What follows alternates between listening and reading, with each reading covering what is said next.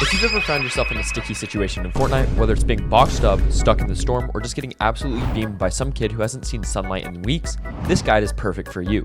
I'm about to break down the exact strategies that will not only get you out of those tricky situations, but also turn them into opportunities to outplay your opponents and secure the dub. So, let's hop right into step 1. Step 1. Stay calm and assess the situation. First things first, you gotta stay calm. I know, it's easier said than done when you're getting sprayed or you're stuck in the storm with 10 health. But panicking is the worst thing you can do. It leads to rushed decisions, missed shots, and just overall bad plays. So take a deep breath and assess the situation. Ask yourself, where's the enemy? Are they above me, below me, or right in my face? Do I have enough mats, heals, or ammo to fight or escape? Is the storm moving? And when do I need to rotate soon? What's my escape route? Is there a nearby tree, rock, or building I can use for cover? By staying calm and thinking things through, you'll make smarter decisions. Most players just freak out and start spamming builds or running in circles. But if you can keep your cool, you're already ahead of the game, and this leads perfectly into step 2, using creative buildings to escape. Building is your best friend in Fortnite, especially when you're in a tight spot. And here's how to use it to get out of tricky or sticky situations. When you're boxed up, if someone boxes you up, don't just sit there waiting for them to break in. Place a cone or ramp inside your box to block their edits, then quickly edit out the back or the side. Always have an escape plan before they start breaking your walls. If you're quick, you can even edit a window, take a shot, and reset before they react. If you're low on mats, don't waste them on full boxes. Instead, tunnel with ramps and floors. It's cheaper and still gives you cover. If you're really low, use natural cover like trees, rocks, or buildings. And if you're in the open, try to rotate to a safer spot without building too much. High ground pressure. If someone has high ground on you, don't just keep building up to challenge them. That's a surefire way to just waste all your mats. Instead, drop down a level or 2, box up, and reset the fight. This forces them to come down to your level, giving you a better chance to outplay them. And always carry some sort of movement. These items are literally lifesavers when you need to escape quickly. If you're getting pushed hard, just pop a launch pad down or use the bat to rotate around the map. And now that we know how to escape, we can learn about step 3. Master the art of rotations. Rotations can make or break your game, especially in the mid to late game. And here's how to handle them like a pro. Storm rotations. If you're stuck in the storm, don't panic. Prioritize your heals and mobility. Use vehicles if you're in ranked. In tournaments, obviously, you don't have vehicles to get out quickly. If you don't have mobility, tunnel toward the zone while conserving mats. And if you're really low on health, try to find a safe spot to heal before moving. Dead side rotations. Always try to rotate to dead side, the side of the zone with fewer players or no players. This reduces the chances of getting third party and gives you more control over your positioning. If you're not sure where dead side is, just look at where the zone is pulling and go the opposite way of where most players are likely to be. So, on the outside of the map, not towards the center of the map. Zone knowledge. Pay attention to where the next zone is pulling. If you know the zone is pulling north, rotate early to secure a good spot. Don't wait until the last second, because that's when everyone else will be moving too, and you'll get caught in the chaos. And real quick before we get into the rest of the steps, I would just like to ask you guys, if you're enjoying this video so far, if you'd please leave a like and use my code NOTFLOW in the Fortnite item shop to help me make better content for you guys. Alright, now let's dive right back into step 4. Step 4. Outplay your opponents in fights. When you're in a tough fight, the key is to outsmart your opponent. So here's how to do it. Box fighting.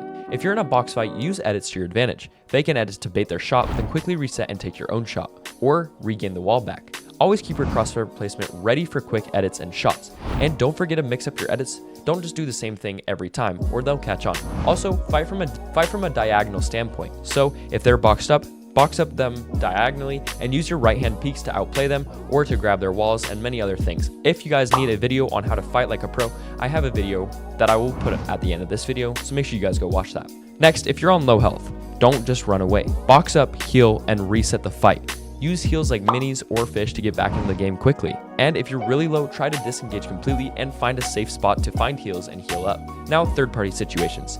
If you're getting third party, try to disengage from the first fight and let the two enemies fight each other. Use this time to heal or reposition, then clean up the winner when they're weak. It's a dirty move, but I mean, it's third parties and it's everywhere in Fortnite. And always carry multiple different heals. I recommend carrying shield and whites. So carry heals like minis or medkits or even floppers or shieldfish. These can save your life in tough situations, and if you're running low on heals, prioritize finding more before taking any fights. And step 5, endgame survival. Endgame is where most players crack under pressure, but it's also where you can shine if you know what to do, and this is where every pro shines. So here's how to survive and thrive. Stay calm. Endgames are chaotic, but staying calm is the key.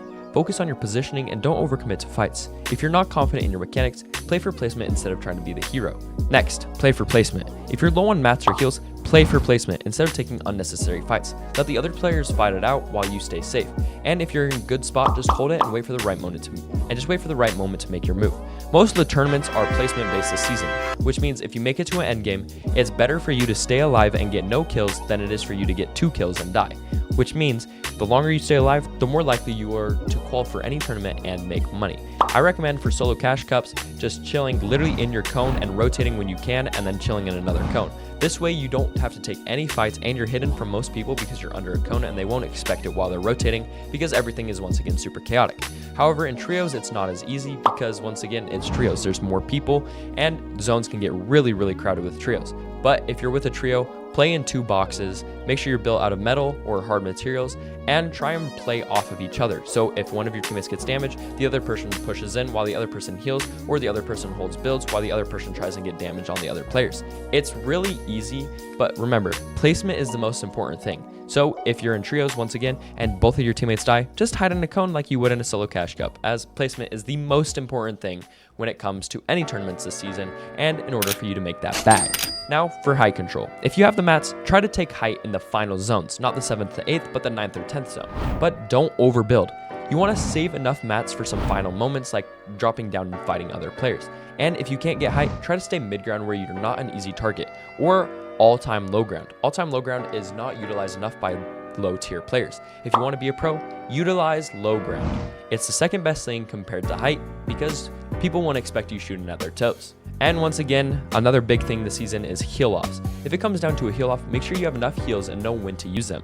Use items like your floppers or your medkits or the little bobs that are running around the map and or the obviously chug jugs. And you gotta use them at the right time to outlast your opponent. And don't forget to keep moving so you don't get absolutely cooked by the other opponents looking for you. Step 6, learn from every situation.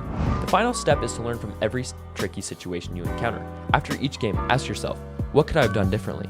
Did I panic or did I stay calm?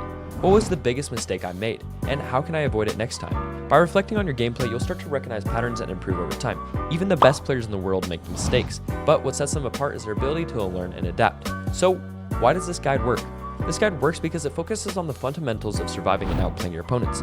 Most players rely on mechanics alone, but the real key to success is game sense and decision making, and staying calm. So, by staying calm, using smart builds, and making smart rotations, you'll be able to survive situations that most players can't, even some pros. And the more you practice these strategies, the more consistent you'll become. I've seen players go from struggling in mid-game to consistently making it to the endgame just by following these steps. It's not about being the flashiest player or having the best aim. It's about being the smartest. And if you stick to this routine, I'll promise you, you will see results. And I would like to say thank you guys so much for watching this video. And if you enjoyed this video, please leave a like, subscribe, and comment down below about how long you have played Fortnite. And once again, if you want to support me, please use code NOTFLOW in the Fortnite item shop. I love all of you. Good luck on your Fortnite journey, and I will see you guys all in the next video. Peace, guys.